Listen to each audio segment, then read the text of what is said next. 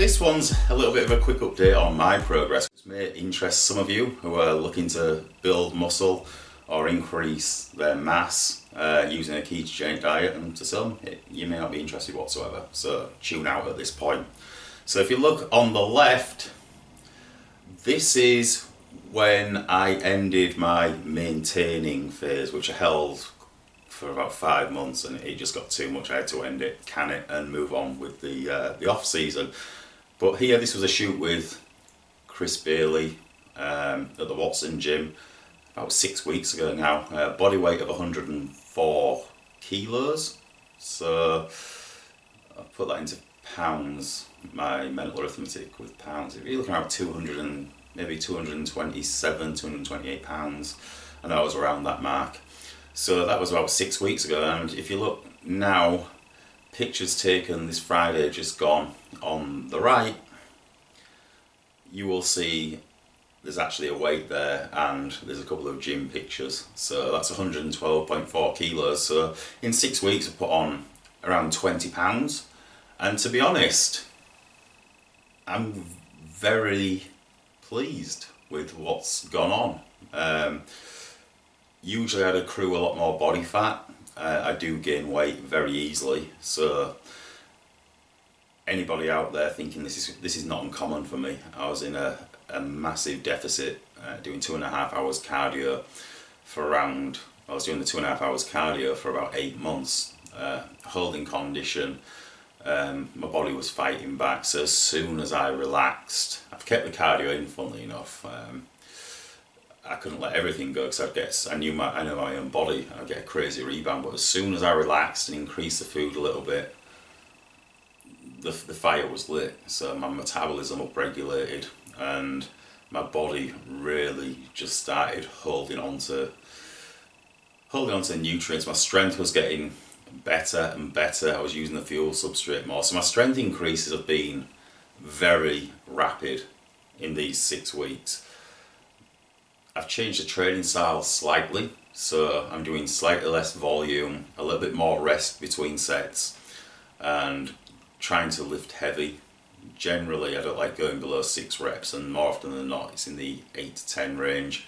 So the training has changed, there's a lot more inflammation. My weight changes drastically from one day to the next with water retention, depending on what body part I've trained and how intense that was. And I do want to mention that because a lot of people get stressed out daily by the scale because they've gained 2 pounds here, they've gained 3 pounds, they've dropped a pound and they've put a pound back on. It's like, guys, it varies so much when you're training. I see it with athletes that I prep. I see it in everyday people. If you put in any kind of stress, even reduced sleep on the body, the fluid is going to fluctuate drastically. Some more than others, and for me it's huge. I can vary maybe 8-9 pounds from one day to the next. And a ketogenic diet, usually you'd think you'd keep a little bit drier, but I don't really see. Now I'm adapted, my body still fluctuates rapidly, just like it would on a carbohydrate diet with the fluid levels. But again, there's a lot of variances in that because the salt intake and the amount that you're sweating out. There's a lot going on, especially when you're training day after day after day. It's compounding, so is the inflammation. So that's a little bit of an overview on where I'm at. The really pleasant thing is that usually, as I say, I would accrue a lot more body fat a lot more quickly, and I've kept the protein a lot lower. So I found that my protein was a little bit too low, and my recovery was impaired, so I have had to increase that. I was trying to keep it down to about 100 grams, and let's really push. I was using the amino acids around training, and let's really push up the fat and see if we can really control body fat accrual by managing any potential insulin responses and just cashing in around the workout.